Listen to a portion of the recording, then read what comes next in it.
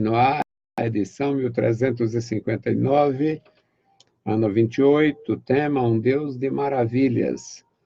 Texto bíblico, Ezequiel 47, de 1 a 10. Quando a gente lê este texto, a gente vê como é maravilhoso acreditar na Bíblia Sagrada, como é maravilhoso entender o propósito de Deus com seu povo.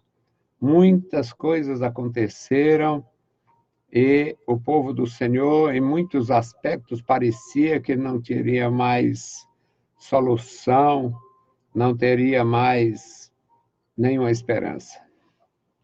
Mas nosso Deus continua sendo um Deus de maravilhas, um Deus maravilhoso. Ezequiel 47:1 diz: Depois disto, me fez voltar à porta da casa, e eis que saíam umas águas por baixo do umbral da casa para o oriente, porque a face da casa olhava para o oriente, e as águas desciam de debaixo, desde o lado direito da casa ao sul do altar. E me fez sair pelo caminho da porta do norte, e me fez dar uma volta pelo caminho de fora, até a porta exterior, pelo caminho que dá para o oriente. E eis que corriam as águas do lado direito. E saiu aquele homem para o oriente, tendo na mão um cordel de medir, e mediu 1000 côvados, e me fez passar pelas águas, águas que me davam pelos artélios. E mediu mais 1000 côvados, e me fez passar pelas águas, águas que me davam pelos joelhos. E outra vez mediu 1000, e me fez passar pelas águas que me davam pelos lombos. E mediu mais 1000, e era um rio que eu não podia atravessar, porque as águas eram profundas, águas que se deviam passar a nado, rio pelo qual não se podia passar. E disse-me: Viste isto, filho do homem? Então me levou e me fez voltar para a margem do rio. E, tendo eu voltado, eis que à margem do rio havia uma grande abundância de árvores de um lado e do outro. Então disse-me: Estas águas saem para a região oriental e descem ao deserto e entram no mar.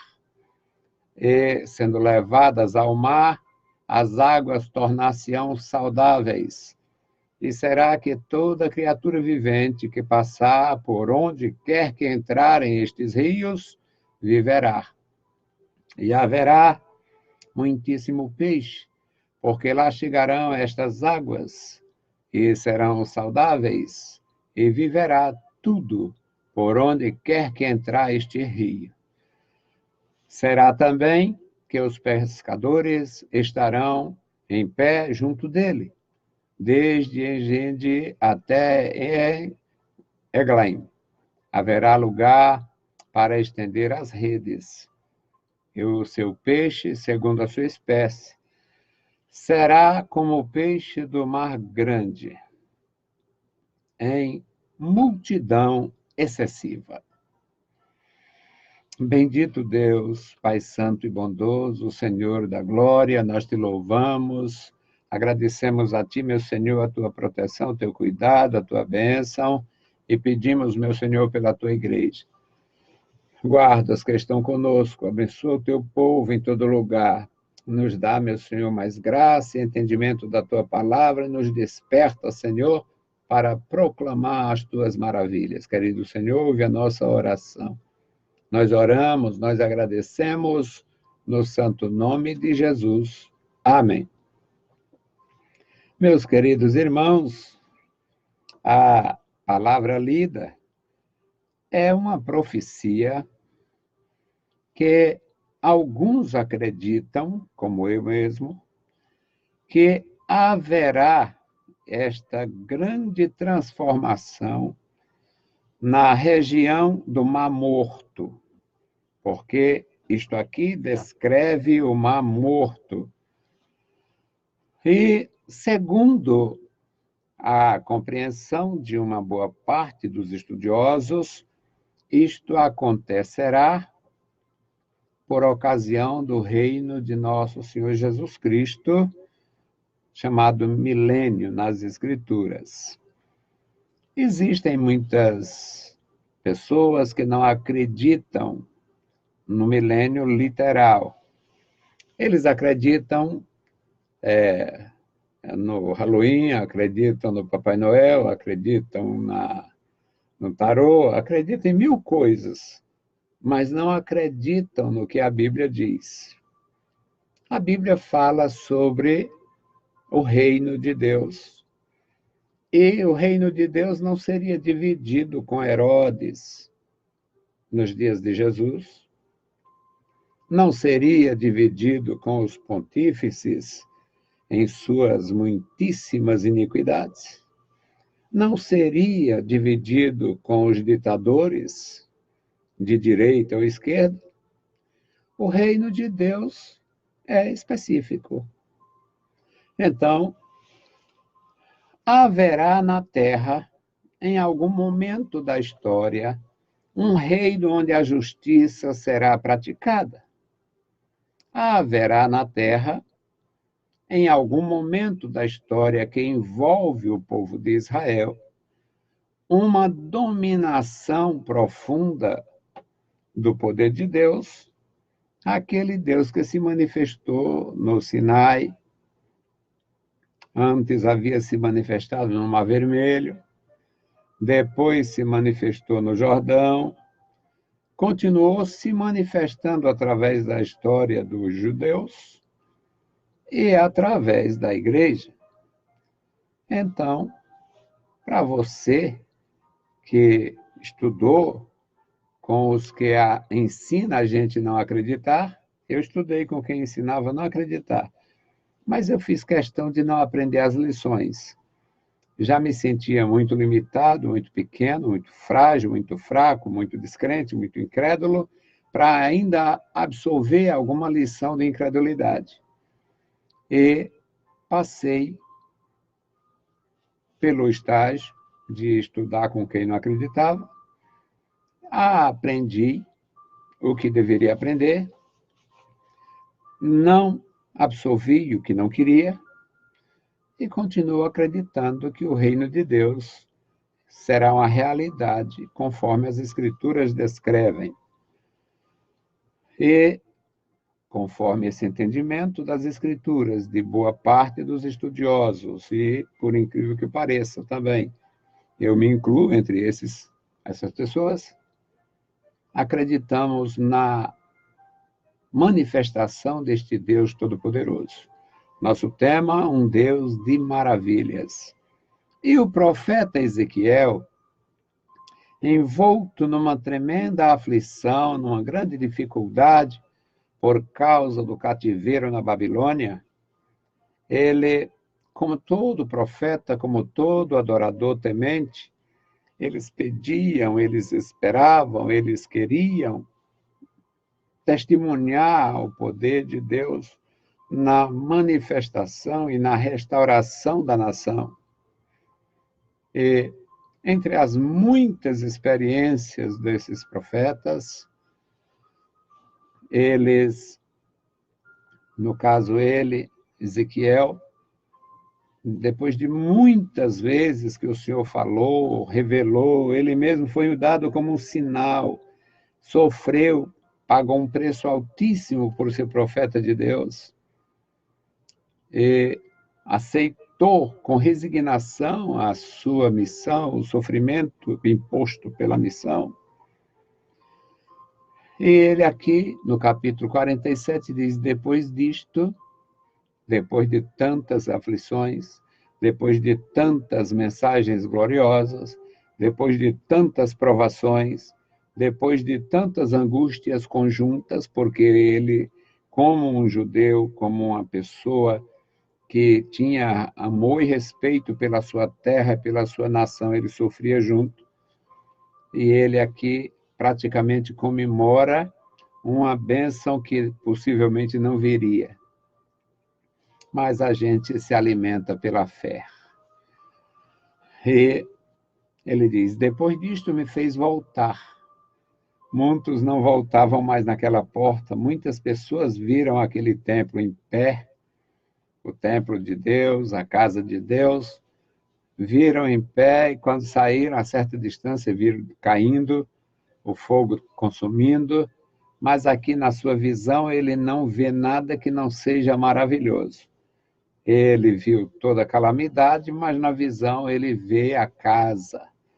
E depois disto me fez voltar à porta da casa. E eis que saíam águas por baixo do umbral da casa para o oriente, porque a casa está de frente para o oriente. E essas águas desciam debaixo, desde o lado direito da casa ao sul do altar. E ele me fez sair pelo caminho da porta do norte e me fez voltar pelo caminho de fora.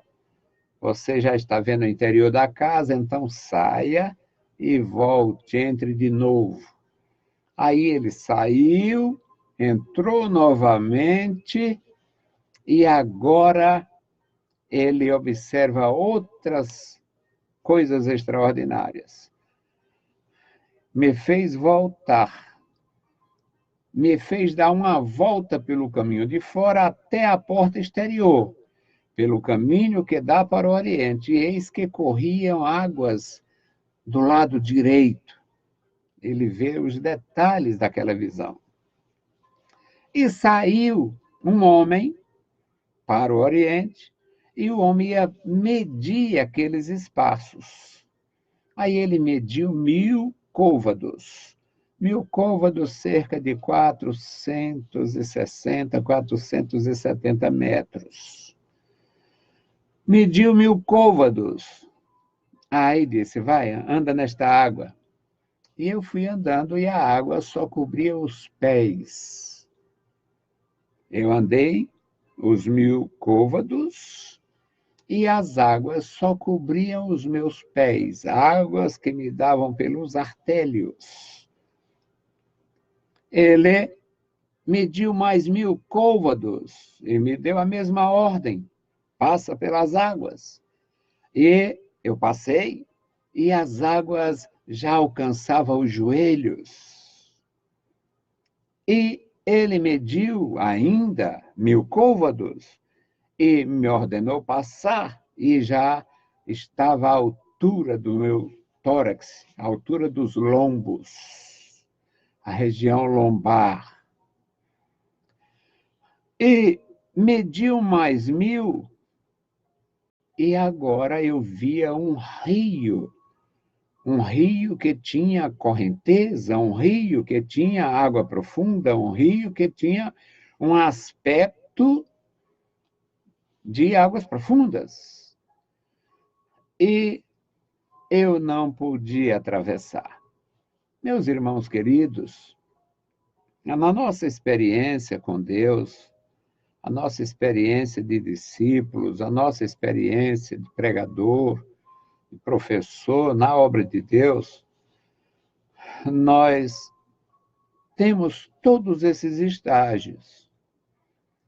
Nós, conhecendo o Senhor da casa e a casa do Senhor, nós amamos os seus espaços, nós amamos a sua obra, nós amamos o seu povo, nós nos envolvemos com o seu povo nas coisas boas, nas coisas agradáveis e também nas provações.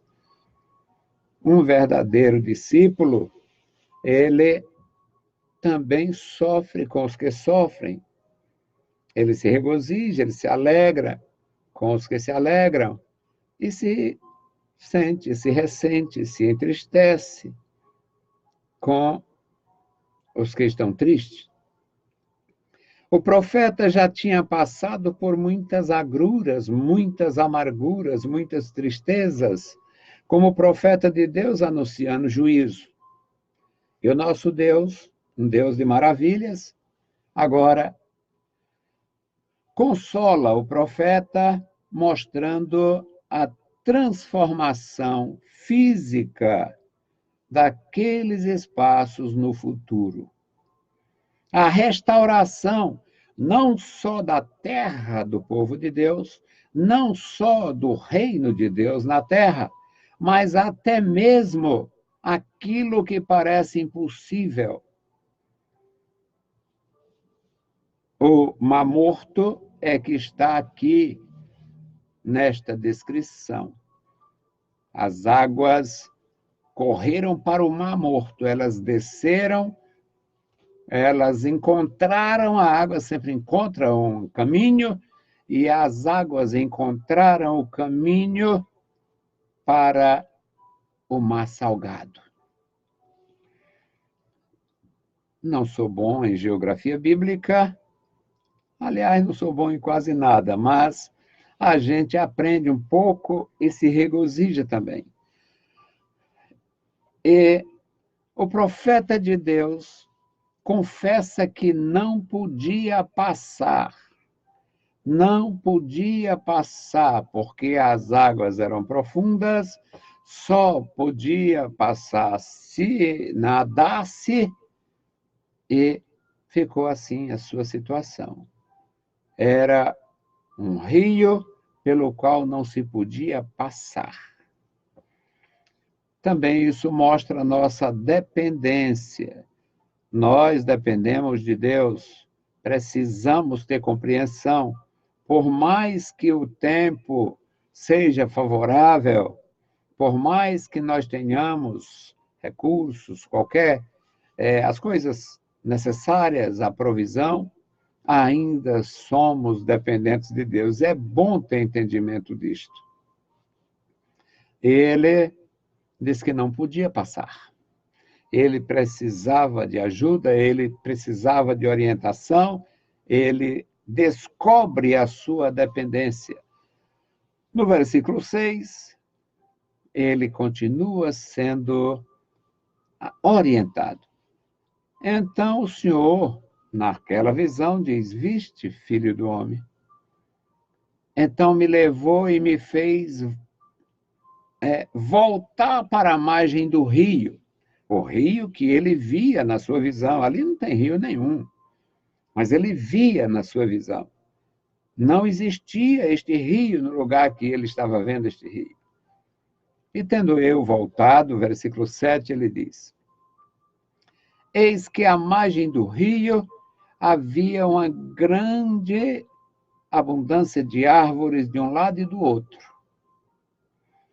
E disse-me: estas águas que saem para a região oriental e descem ao deserto e entram no mar, sendo levadas ao mar, as águas tornar-se-ão saudáveis. Não tem outra forma de entender, a não ser que aquela grande quantidade de água que ele via jorrar na sua visão, essas águas entrariam em contato com a água do mar, que, por sua vez, mudaria a sua característica. Tornar-se-ão saudáveis. No versículo 9, ele diz: e será que toda criatura vivente que passar por onde quer que entrarem estes rios viverá. E haverá muitíssimo peixe, porque lá chegarão estas águas, e serão saudáveis, e viverá tudo por onde quer que entrar este rio. O estágio de incredulidade a gente deixa de lado e absolve alguma realidade histórica. Nos últimos anos, tem havido um fenômeno lá no Mar Morto. que está sendo explorado de uma forma, às vezes, até insana por alguns, mas numa região que nunca houve água doce, agora tem água doce. O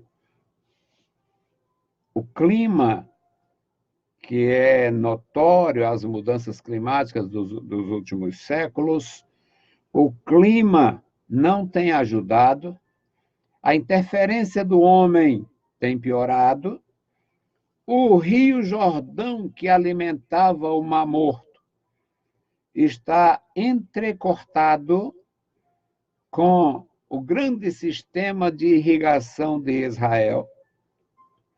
Israel, que tem uma necessidade vital por gotas de água, para evitar a evaporação das águas do Jordão, eles canalizam, eles organizam o aproveitamento destas águas e, em boa parte, as águas do Mar Morto diminuíram, mas diminuíram tanto que concentrou mais ainda os minérios que contém, que aquelas águas contêm, e surgiram praias onde não tinha.